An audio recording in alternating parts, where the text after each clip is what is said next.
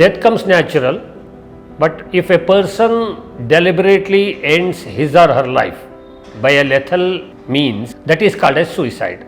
Generally, teenagers are at more risk of committing suicide. Also seen are middle-level people, middle-aged people who also tend to be going towards suicide.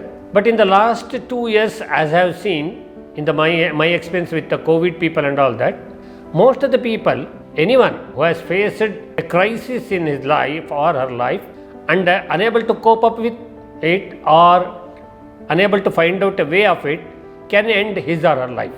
We should be aware of suicide because a precious life is lost.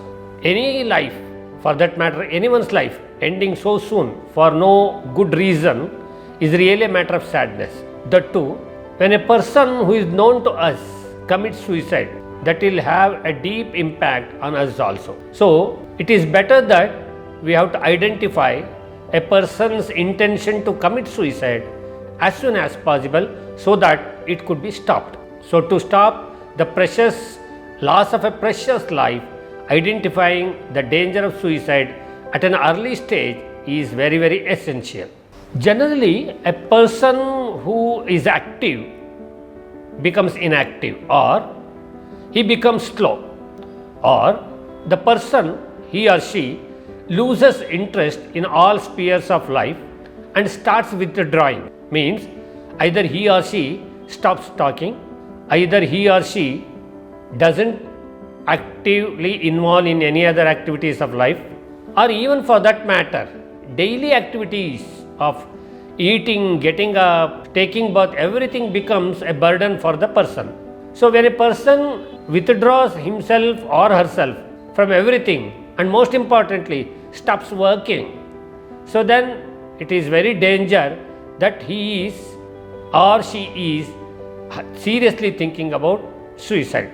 So, these are the signs where we can identify that a person may be contemplating about a deliberately harmful event. It is suggested that instead of waiting for a professional help, the person should or may talk to his or her well-wishers immediately. So, if a person can freely share his or her feelings, thoughts and emotions and what is disturbing him or her to anyone for that matter, friend or a close relative or a well-wisher or a neighbor, so then that person could help him to come out. Otherwise, with the help of these people or on his or her own, the person can definitely seek a counselor who is nearby. Nowadays, it is not that only counselors are available only in selected cities. Counselors are available in many colleges and schools and in many institutions. Not only that, many counselors are online also. For example, Manasa, where I work, has a telecounseling facilities. Like that, there are telecounseling sites also. So, counselors are the most suitable people with whom client or this person who has a serious thought about suicide can talk and share feelings and get their guidance to come out of it. Generally, as such, a direct treatment for suicide is not generally seen. Suicide is mainly accompanied by either depression or anxiety.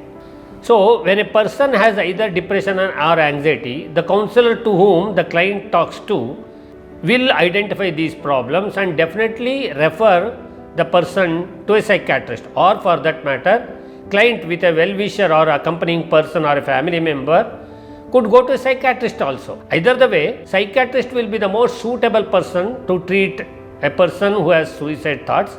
Such people will be generally having either depression or anxiety. When psychiatrist treats this person for anxiety or depression, then when the symptoms come down, naturally and simultaneously the counseling also starts, the idea of suicide gets subsidized and the person will be helped to think rationally, thereby he can seek a way out of it.